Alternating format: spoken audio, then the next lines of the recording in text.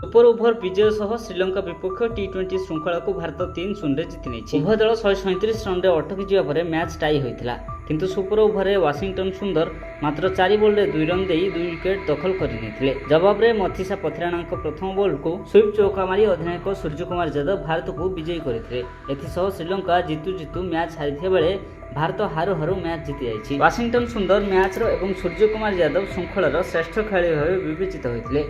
पूर्व टॉस जीति श्रीलंका क्षेत्ररक्षण करने सह पावर प्ले भितर 4 विकेट बाहर करनी। नवम ओभर बेलू भारत 48 रन 5 विकेट हराई सारी।